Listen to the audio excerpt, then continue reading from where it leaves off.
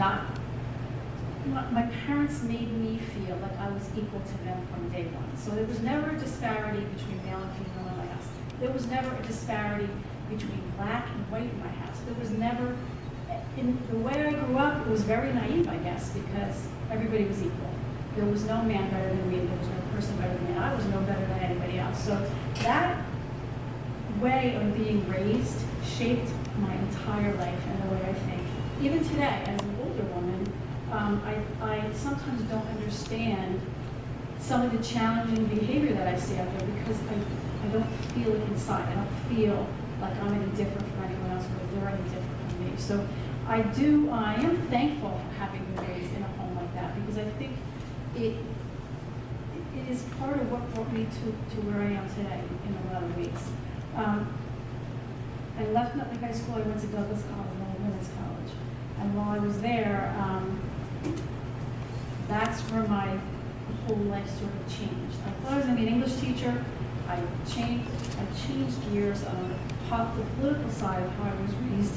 Came out, I ran for junior class president. I was my junior class president, my senior class president. So all of that started in me. There was a sense of empowerment. I would recommend a women's school to anybody. It was a fabulous experience for me to be in that school. I don't know that I would have ran for office in my school if I was in a co-ed school, but I did it and I was happy and I was very proud of my accomplishments. Went to Seton Hall Law School and got out and started in the Attorney General's office. I was a Deputy Attorney General in Trenton, and that's where I started in casino regulation. And I was there for 15 years. During those 15 years, I'm married and I had 2 children who came with me to Trenton every day. I'm married, I actually divorced and brought those 2 children, 2 babies with me every day to Trenton, from Nutley to Trenton.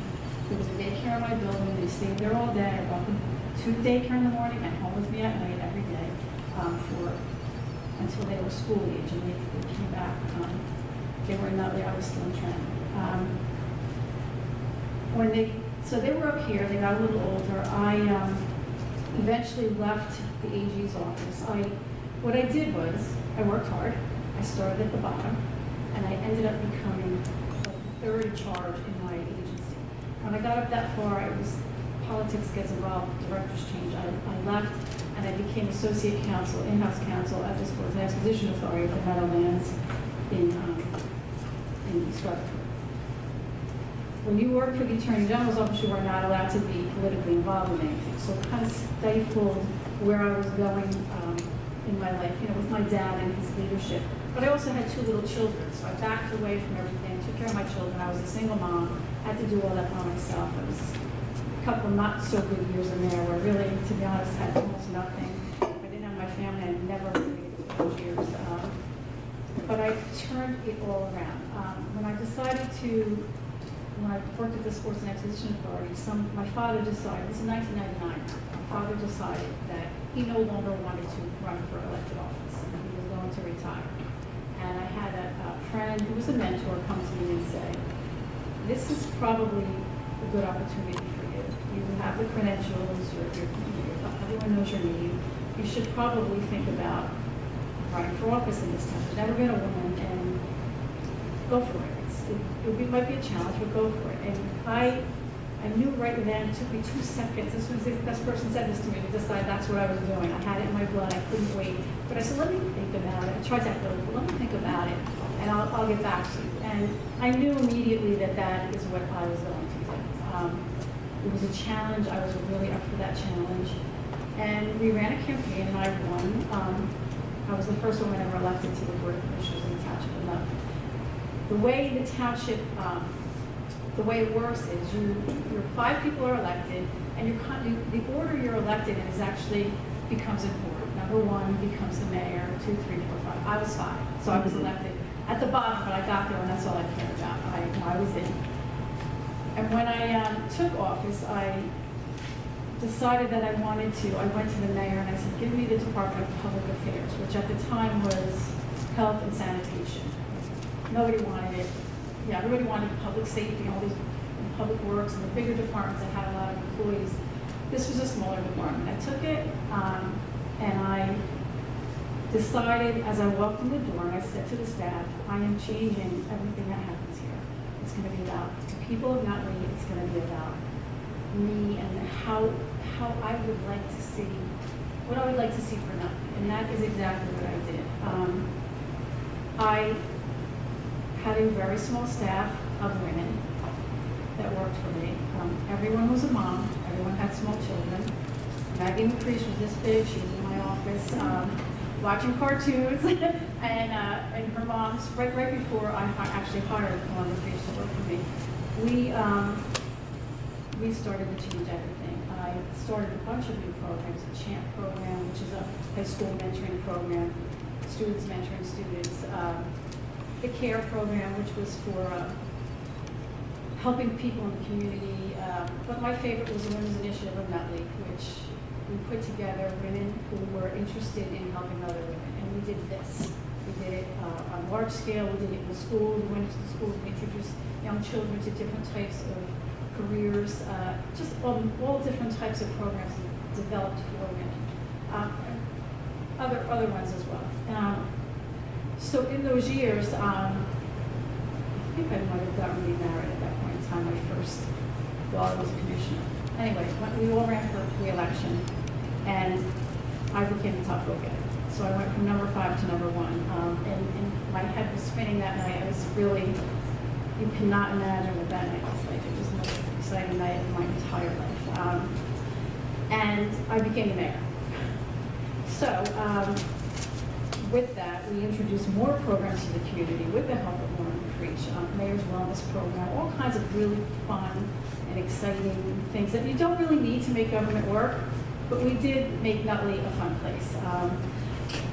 Continued all these programs with a very small staff of women. I think there were 6 or 7 women. It was maybe 6 or 7 of us running the mayor's office, running a department, running all these programs. There were night programs, there were day programs, there were all the time. And I respected the fact that we were all working mothers.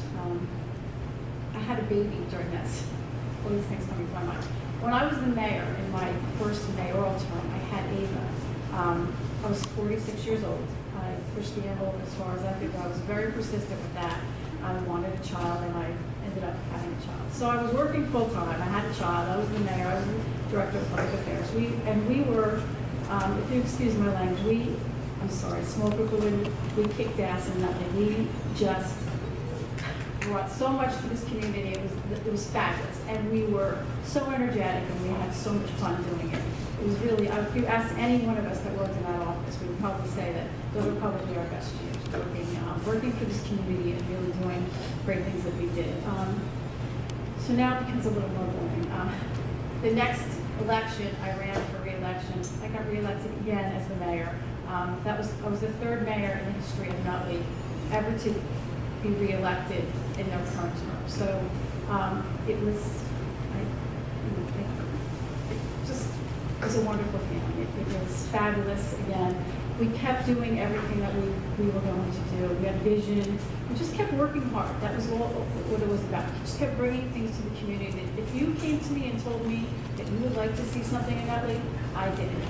And that's basically how we operated. But right before that term was to end, I got a call from the current judge, then Judge Cocchiola, telling me that he was going to retire. And that's a very big appointment for a mayor to make. The next is the municipal court judge. And each of the things that have happened to me in my life, they kind of just have fallen into my lap. And even though I work hard, things happen, and that was happening, and I've had that feeling like it was time to go. Sometimes you got to go when you're at the top, and it's better put while you're ahead. A lot of things went through my mind. I wasn't really sure, but I thought about it, and I thought this is an opportunity that's not going to arise for me. And that's another thing for the young people. When opportunity comes, you got to take it while it's there. So I thought about it. I'm a lawyer. I had never really been in private practice. It was something that was a little foreign to me. But I thought that was probably the best thing for me to do at that point in time. I felt like I had done, I could keep going and going and doing more, but I had done a lot. It was time to go. So I spoke to the Board of Commissioners. It was it was their appointment then to appoint me to that position, and I stepped down in early 2012, I guess that was. And since then, I have been a municipal court judge. That was a challenge for me. Again, I never practiced law, and I didn't have a private practice, so I had to really put all of my energy into making sure that I knew everything about the job, and I was comfortable. And I was a little bit of, I wasn't comfortable at first, but I can tell you now that it's been, I guess, 4 years, maybe 5. It is a wonderful place to be for me in my life. I have done a whole lot of other things community service-wise, but to be the municipal judge in the community where you grew up and that you love is just, it's a wonderful thing. I can no longer, I'm not in a position where I can help people anymore. That's the problem with when you're the municipal judge. I'm actually imposing sanctions and penalties on people. However, things happen sometimes where I have the ability to try to help people in different ways, and I am a compassionate judge, I'm a fair judge, and I really am enjoying where I am at this point in my life.